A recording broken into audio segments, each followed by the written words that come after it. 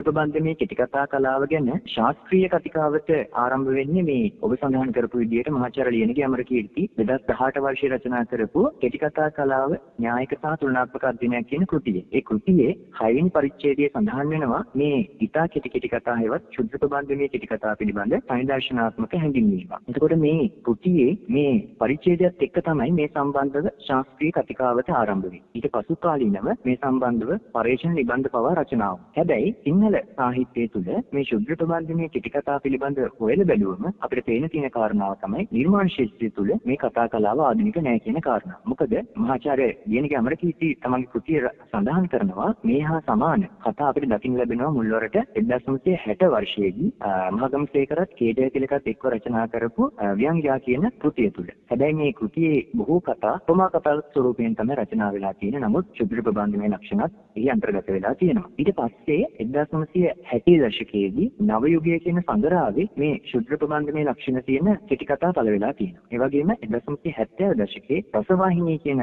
සංග්‍රහ පෙළෙත් 80 දශකයේ ශ්‍රී කියන සංග්‍රහ පෙළෙත් මේ ශානරයේ කෙටි කතා පළ වෙලා තියෙනවා. ඊට පස්සේ මහාචාර්ය අමරකීර්ති සඳහන් කරන විදිහට පළමු විධිම ගණයේ ශුද්ධ ප්‍රබන්ධ අපිට දකින්න ලැබෙන්නේ 1984 කේ.කේ. සමන් කුමාර රචනා කරනවා සර්පේකු හා සටන්වද කියලා කෘතියක්. ඒ කෘතියේ පුංචි විප්ලවකාරයා අපබ්‍රංශ කතාවක් වගේ කතා මේ ශුද්ධ ප්‍රබන්ධමේ ලක්ෂණ හොඳින්ම දකින්න පුළුවන් කතා. ඊට පස්සේ 1992 වර්ෂයේ මහගමසේකරත් එක්ක 60 දී රචනා කරපු ව්‍යංග රචනා කරපු කේ.ජයතිලක කුදුගොත් රචනා නමින් කෘතියක් රචනා කරා. ඒ කෘතියෙන් පසුව කේ.ජයතිලක තමන්ගේ ජීවිතයේ අවසාන කාලයේදී අත්පසරු සංකල්පන නිරිබත කියලා කෘති කිහිපයක්ම රචනා කරනවා. මේ කෘති විමසා බලද්දී අපිට පේනවා ඒ කෘතිවල මේ ශුද්ධ ප්‍රබන්ධමේ ලක්ෂණ දකින්න ලැබෙනවා. ඊළඟට W. ජයසිරි, පරාක්‍රම කොඩිතුවක්කු, සමර විජේසිංහ, වෙනුර සරත් කුමාර, සංජීව මූණපල්පේ, කාංචන අමිලාන වගේ කතුවරු මේ සම්බන්ධව කෘති රචනා කරලා තියෙනවා. මහාචාර්ය ලියනගේ අමරකීර්ති සඳහන් කරන විදිහට මේ කතා ශානරේ හොඳම කතා රචනා කරන්නේ අනිල් හේරත් සහ කාංචන අමිලාන. ඒ අතරිනුත් මේ කතා ශානරය පිළිබඳ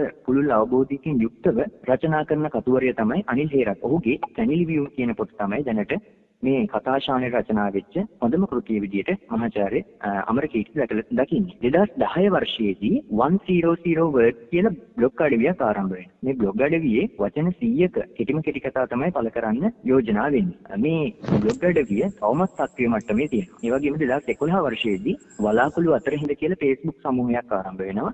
ඒ වර්ෂයේම එව බලවලියව නොඑක් ප්‍රති කෙටි කතා කියලා තවත් Facebook සමූහයක් ආරම්භ වෙනවා. මේ Facebook සමූහය තවමත් සක්‍රිය මට්ටමේ පවතිනවා. ඒ වගේම 2015 වර්ෂයේදී දිනමින පුවත්පතේ වසත් සුළඟ අතිරේකය කාංචන අමිලානි විසින් සංස්කරණය කරනවා. ඇය එහි එක් කොටසක් කෙටි කියලා නම් කරනවා. ඒ කොටස තුළ මේ අලුත් ශුද්ධ ප්‍රබන්ධමේ කෙටි කතා ඇය විසින් පළ කරනවා. අනිල් හේරත්, හෙල්මලී ගුණතිලක, රුවන් බන්දි ජීව වගේ කතුවරු මේ පුවත්පතට මේ ශානරේ කෙටි කතා රචනා කරලා තියෙනවා. ඊපස්සේ 2018 වර්ෂයේ හමු වෙනවා අමිල යහළවෙල. ඔහු කෙටි කතා බටහිර සාහිත්‍යය තුළ මුලින්ම මේ ෂෝට් ස්ටෝරි නමින් තමයි මේ කතා ශානරය ආරම්භ වෙන්නේ. එතකොට ඒ නාමයම සිංහලට අරගෙන කෙටි කතා නමින් ඔහු සංනාමයක් ගොඩනගමින් ඉන්නවා මේ කතා ශානරය තුළ. ඔහු දැනට කෘති දෙකක් රචනා කරලා තියෙනවා කෙටි කතා සහ බැකෝඩලිය කියලා. ඊට පස්සේ සරද සමරසිංහ, ඒශර පුංචි හේවා, උපේක්ෂා ඉමාලි ප්‍රේමතිලක වගේ කතුවරු මේ ශානරේ කතා රචනා කරලා තියෙනවා. දැන් මම මෙච්චර වෙලා කතා කළේ අපේ සාහිත්‍ය තුළ සිංහල භාෂාවෙන් මේ කතා ශානරේ රචනා කරපු කතුවරු පිළිබඳ. හැබැයි මට හමු වුණා මේ ඉංග්‍රීසි භාෂාවෙන් රචනා කරන ලේඛිකාවක්. ඇය ශිරාණි රාජපක්ෂ. ඇය ෂැටර්ඩ් නමින් ෆ්ලෑෂ් ෆික්ෂන් එකක් රචනා කරලා තියෙනවා. ශුද්ධ ප්‍රබන්ධයක් රචනා කරලා තියෙනවා. ඒක 2015 වර්ෂයේ ෆ්ලෑෂ් ෆික්ෂන් ඉන්ටර්නැෂනල් කියන ජාත්‍යන්තර සංග්‍රහයේ පළ වෙලා තියෙනවා. එතකොට අපිට මේ අනුව පේන දේ තමයි මේ නිර්මාණ ශාස්ත්‍රය තුළ මේ ශුද්ධ ප්‍රබන්ධමේ කෙටි කතා ආධුනික බවක් පේන්නේ. හැබැයි මේ සම්බන්ධව විවෘත සමාජය තුළ කතිකාවත අවුම් වෙලා තියෙන නිසා තමයි මේ සම්බන්ධව දැනුවත්භාවය අඩු වෙලා තියෙන්නේ. හැබැයි මහාචාර්ය අමරකීර්ති කෙටි කතා කලාව කෘති රචනා කිරීමෙන් පස්සේ තවත් නිබන්ධ රචනා වෙනවා. ඉවන්තා සඳනි ජයසේන අපේ රාජ්‍ය විශ්වවිද්‍යාලයේ නිබන්ධනයක් රචනා කරනවා. ඒ වගේම මගේ නිබන්ධනය රචනා වෙනවා. මේ දේවල් එක්ක ඒ වගේම පහුගිය දිනසමේ ඒ වගේම පරේක්ෂණ ලිපි ඔස්සේ වර්තමානයේ වෙති සමාජය තුළ මේ කතා ශානරය පිළිබඳව කතිකාවට ආරම්භ වෙලා තියෙනවා.